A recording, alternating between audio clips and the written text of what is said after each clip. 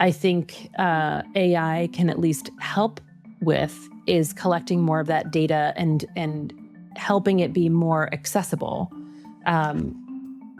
Bringing in different talent assessments, employee experience assessments, skills assessments, lots of data about what people want to do and how they think and how they operate, and putting it together in a way that people can actually ingest it and help kind of, make sense of other folks for them. AI to help us be more human.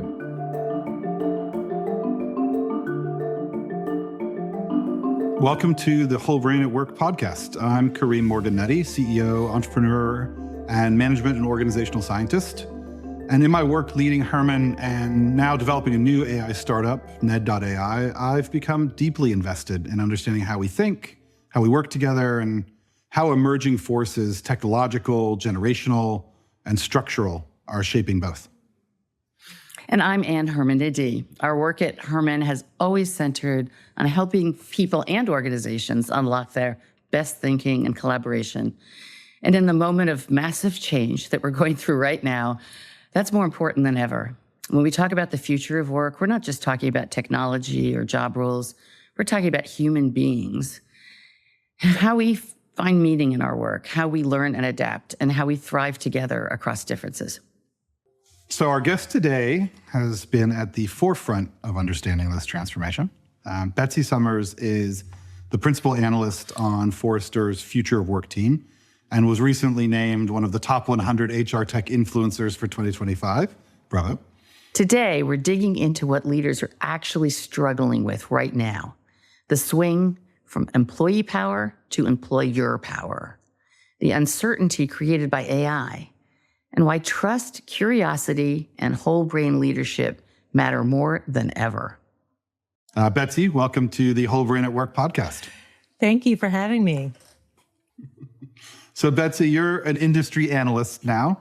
And for those who don't know what that actually entails day to day, can you walk us through a little bit of what your job looks like, what you're researching, who you're talking to, and what kinds of challenges you're helping organizations work through?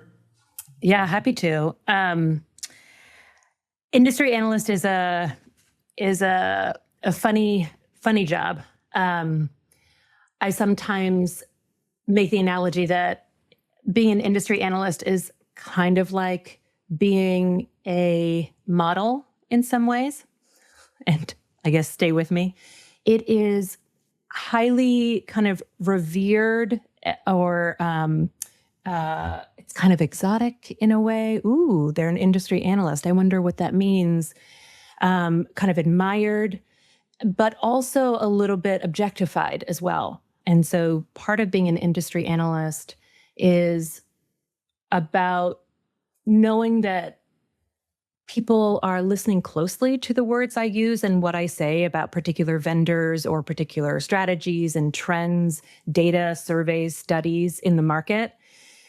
And I really have to be careful about the conclusions and the judgment that I might be carrying from my own experience and what I'm interpreting or reading into that data and those surveys and studies. And I love keeping an eye on the market, kind of what's going on, talking to leaders about their challenges and certain, opportunities, helping them maybe see around some corners a little bit by sharing what other leaders are doing, but also just trying to deeply listen to what's holding them back or what's getting them stuck a little bit with what they're trying to accomplish. Because at the end of the day, even if they're trying to do a whole AI implementation strategy or trying to do a huge change management project, at the end of the day, it's just like them and how they feel about their personal work. Can they do it?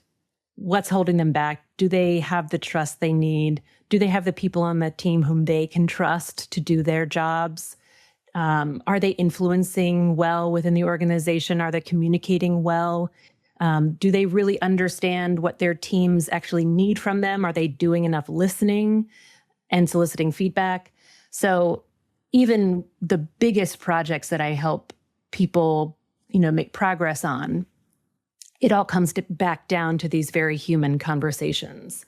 And And so I find that incredibly rewarding. That's my favorite part of the job, is just like talking to people and helping them get a little bit like unstuck. What's surprising you about the conversations that you're having now with leaders? Because it just really does seem like we've gone from one extreme to the other to a certain degree. And I'd love to hear what you're hearing. Yes. And what surprises you. When I started at Forrester, it was 2021, and pretty quickly we fell into the great resignation trend. Employee power was high.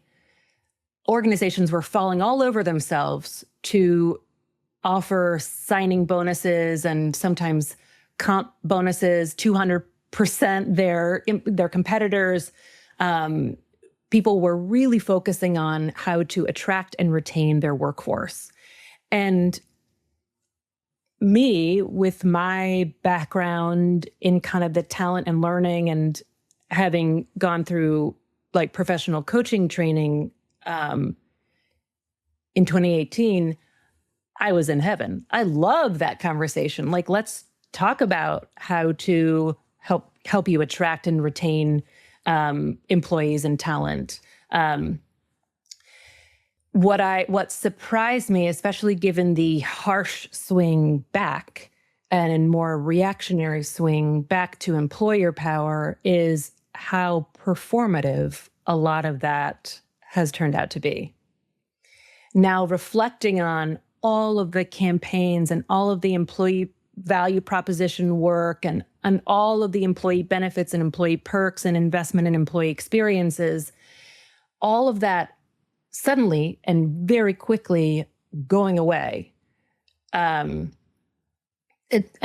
just using DEI as the example of those words now in our surveys during 2021, 2022, the DEIB was a higher priority for leaders. It was certainly in the top 10 of kind of organizational priorities to attract and retain the workforce.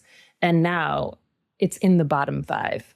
And I think we survey around 30 different factors, and it's in the bottom 5. And so that to me signals, okay, well, you either weren't doing it right or well, or you don't really understand what it is.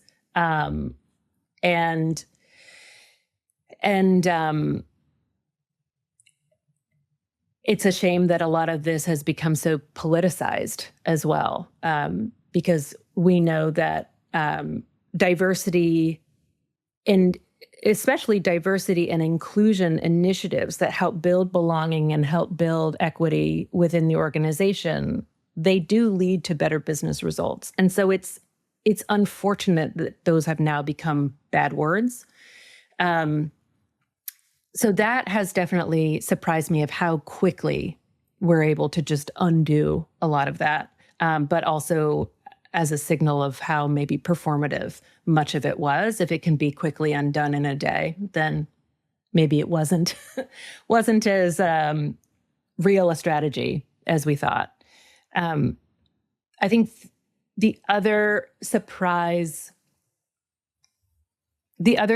has been how difficult managing this change, this kind of coming AI disruption to work has been for some leaders. This and you and I, when I was working at Herman, we talked about this, or just like the leadership styles and just the differences in leadership styles.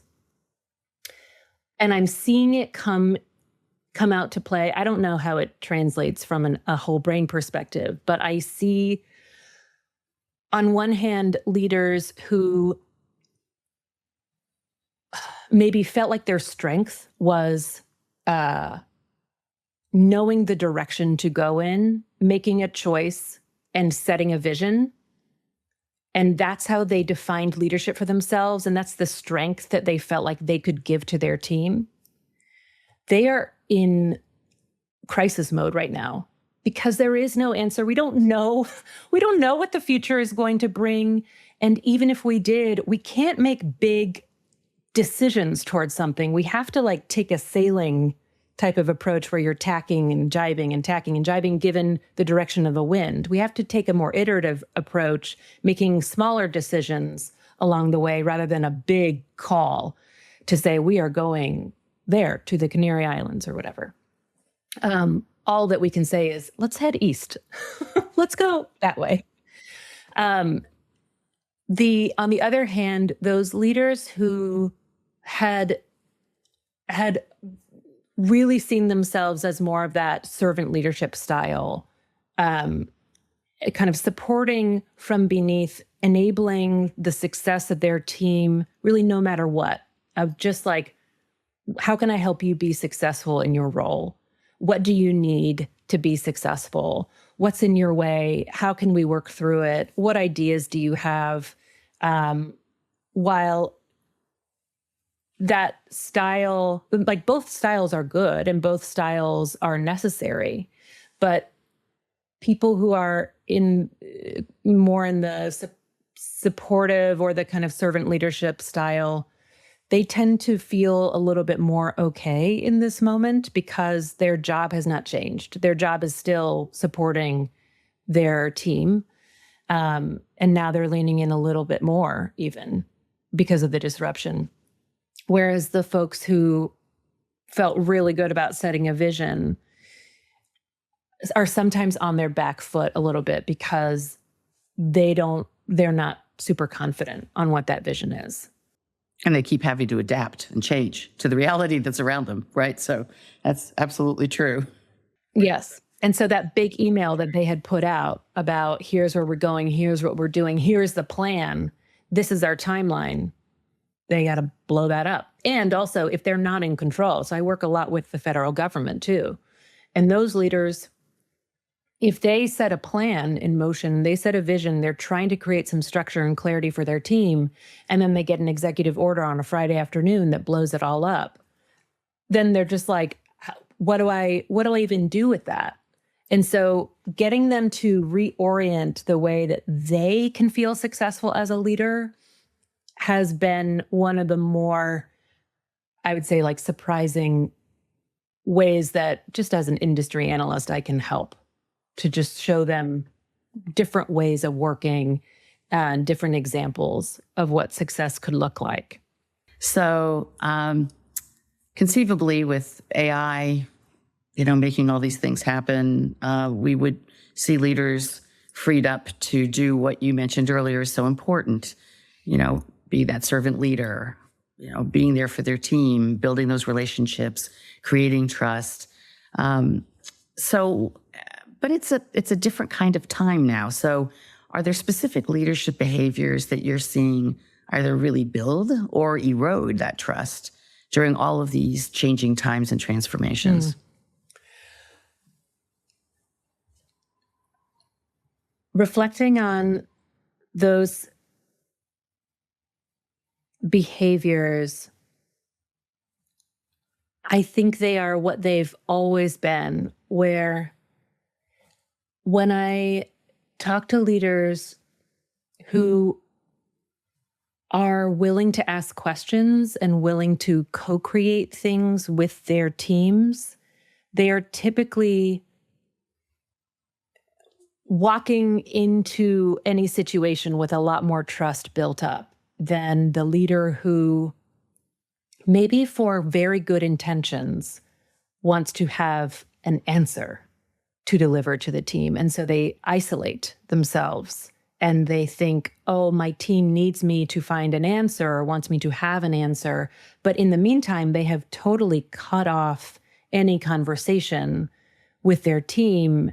And without any information, we make up stories and interpretations about what's happening. And so sometimes I talk to leaders who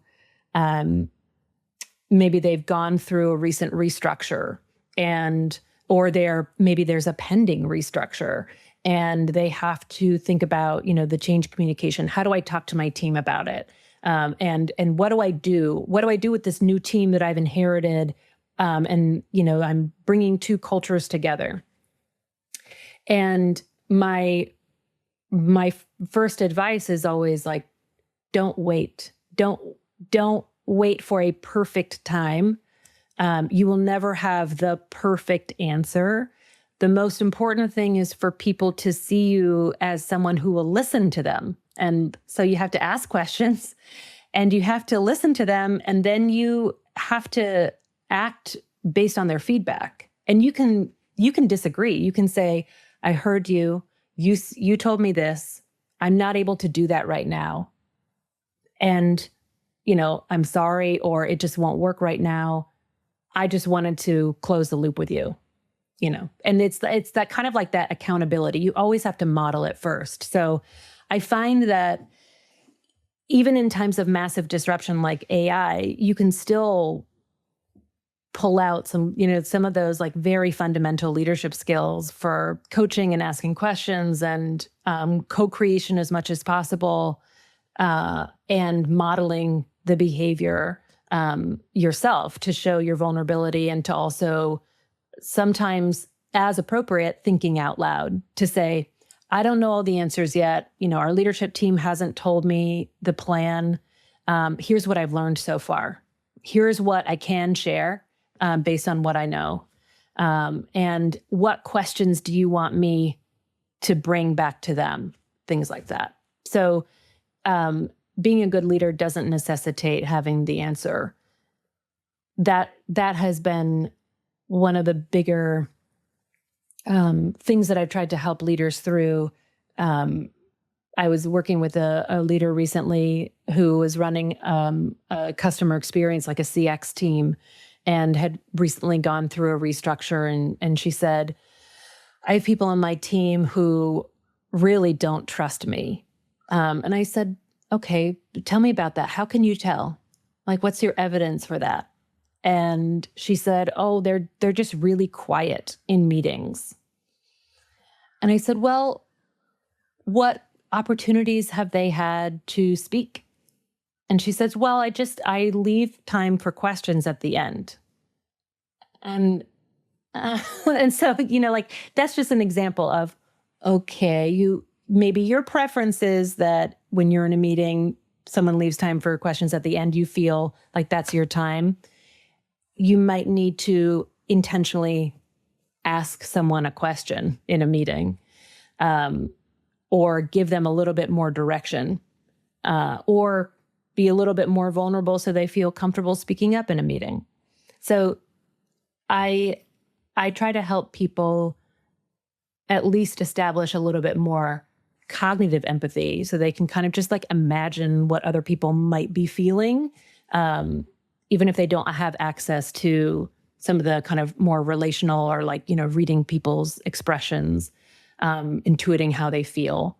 I was talking to an AI coach researcher.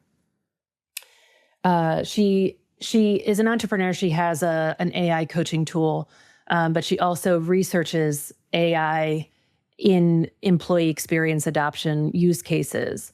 And she was saying that empathy is one of the most overrated skills for coaches. And I said, ooh, that's really interesting. Tell me about that. Like, tell me more about what you mean by that. And she said, well, I work with a lot of people who are on the autism spectrum who don't have access to empathy as just a natural skill.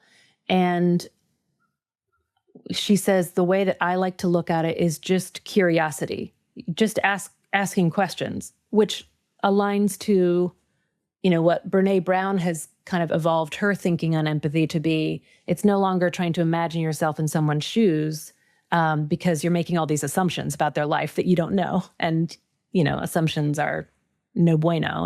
And so rather, she says, be curious about someone, ask them their story, and then believe them.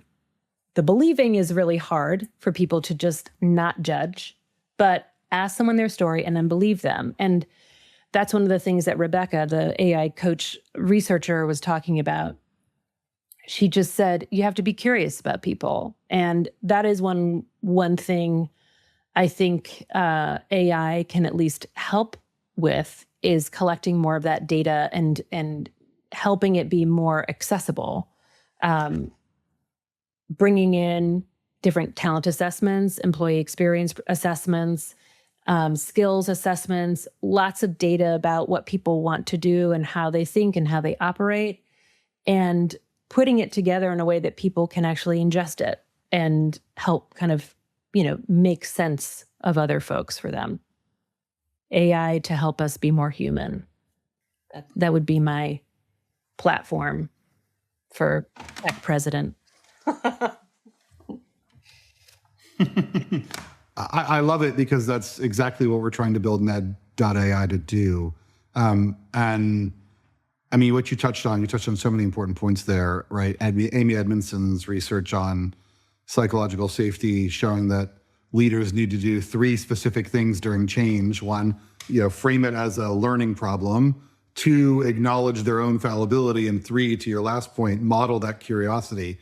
Those sound really simple, but are actually remarkably rare. I also reflect on, the interview that Adam Grant did with Sam Altman, talking about empathy is actually something that you don't necessarily think of as something that AI can do. But in many ways, AI can be more empathetic than a human because humans are always contextualizing what they're hearing in their own lived experience. And AI, of course, has no lived experience, right? It's only just got this compendium of knowledge that it's trying to find probabilistic matches in, right? So I think it's really interesting to think about how do you create AI that ultimately helps those managers, those leaders, tap into the humanity that we share across an organization to really amplify that humanity. And I'm delighted to hear your endorsement for that approach because it's so central to what we're trying to build. Where do you land on the spectrum of, AI is going to kill us all and take our jobs versus AI is going to create amazing new opportunities in the, absurd hype cycle that we seem to be in? Where are you on all this? From a market perspective, definitely a lot of hype or kind of an AI bubble. Who knows, what will happen with it. We are certainly seeing the majority, at least of the leaders who respond to our surveys are investing in AI. They are actively using it. I see data from our surveys that say a majority of leaders expect that it's going to increase employment over the next 2 years. And then on the other hand, I see other, prognostications in the media about how it's going to decimate jobs. And certainly for different segments, like I was talking about the graduates coming in, the early career folks. I am very much a believer in it should be up to us. We are building for the future that we want. And if you see the future going in a way that you don't like, you got to then lean in and build more towards the future that you want. I think for any organizational leader, they need to think very thoughtfully about the problems that they want AI to solve. And also that people who last year were complaining about how much they hated their jobs, suddenly that AI is threatening their jobs, they suddenly love their jobs. Like they're clinging to something that was never really working for them. And so this could be an opportunity to rethink your employment model, rethink how you have a livelihood and take opportunities where you can. I'm very much an optimist from a humanity and like individual and community perspective. I'm not so much an optimist in our institutions, government, and the kind of the small group of people having lots of money and not yet redistributing it. I'm not so much confident that we will have a full egalitarian society with AI being here. But I do believe that it will create a lot of opportunities for people. I do wish in the US, at least, there were more of a social safety net to help people do that. There are a lot of haters right now with AI, that it won't return as much value as being forecasted. And that could be true, but I also think that incremental improvement is good as well as we look at, declining birth rates is one thing where we're going to have to get ready for fewer workers in the future, and AI could help fill some of that gap. I do think that we will continue to see more organizations, any of those organizations that had preemptively fired or laid off folks because they were going to be replaced by AI. Most of those people will be rehired, but we will start to see a knowledge work offshoring, just like we did with manufacturing work offshoring, that because remote work is more possible, we will start to see knowledge workers being hired in countries where it's cheaper to hire them, cheaper labor. And so we might see kind of white collar offshoring occur within the next 5 years. So that will definitely spice up our labor market. But yeah, that's what I'll say. It's hard to make me pessimistic about what people can be capable of. Because, I mean, we all, at least something that I've learned from coaching training is, you gain awareness of something, you then have to accept that it's true, which is sometimes an experience, and then you make a conscious choice about it. And individuals, we can always make a choice. It can sometimes be a difficult one, and one that we don't necessarily see that one outcome is, significantly better than the other, but we can make a choice. And I'm hoping that we can still see the choices ahead through the fear of AI. Thinking about the future of work, I'm curious how you think about the role that diverse thinking styles play in that future, right? Are there specific ways of thinking that will be more or less important or will change in the years to come? On one hand, I believe, all thinking styles are crucial and needed. Especially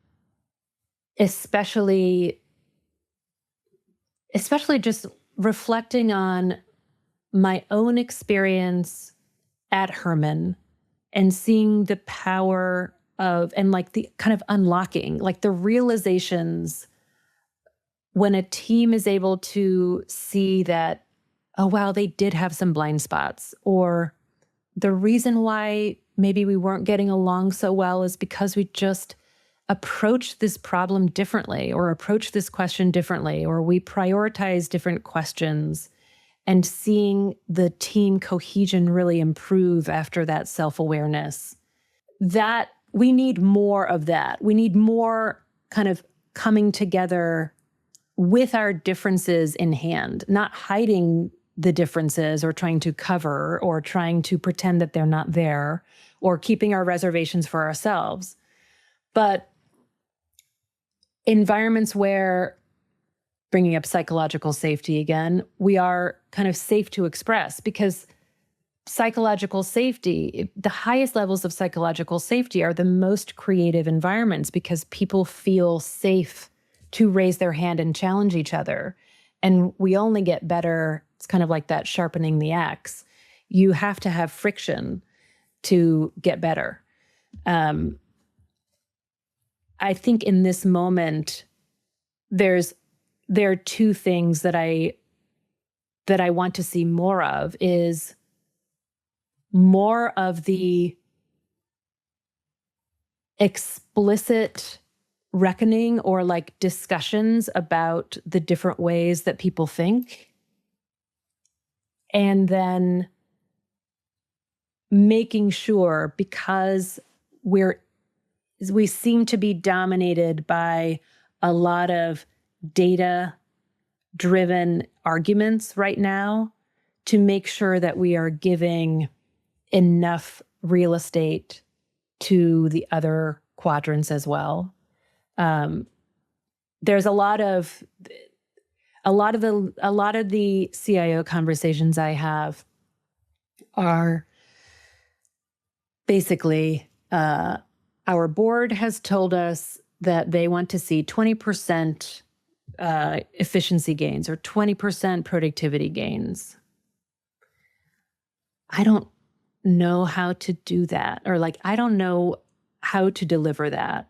And I feel like they're missing a lot of information. They have this one data point, or like they've heard from their friends, or they hear from the media or their peers that they're getting this data from somewhere.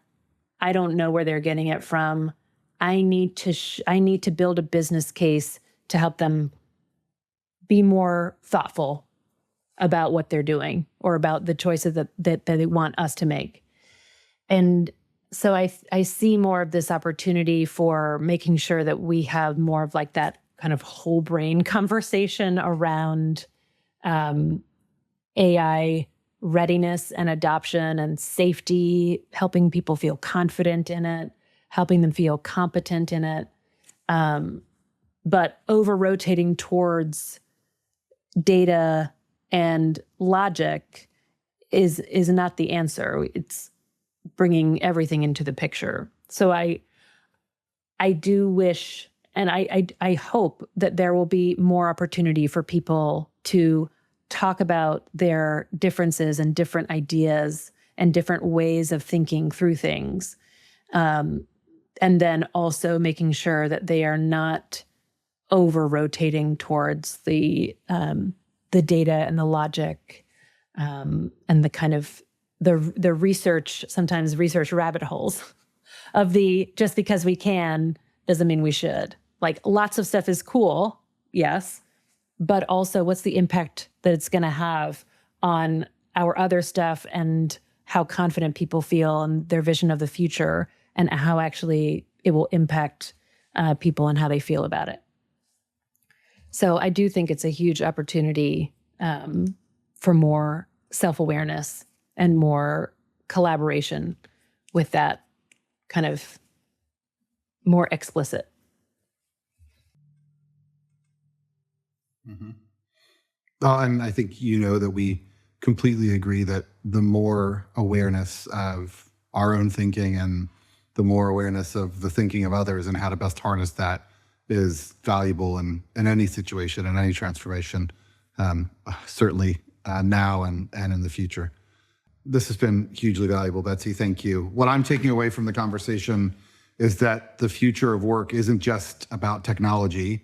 It's about whether we have the truly human traits, things like trust and wisdom and courage and the cognitive flexibility to build the work world that we actually want to live in, rather than just accepting what technology makes possible, right? So I think that's going to require all of us, leaders, people in HR and L&D, individual contributors, managers, team members, to all be incredibly intentional and bring our whole brains to the challenge.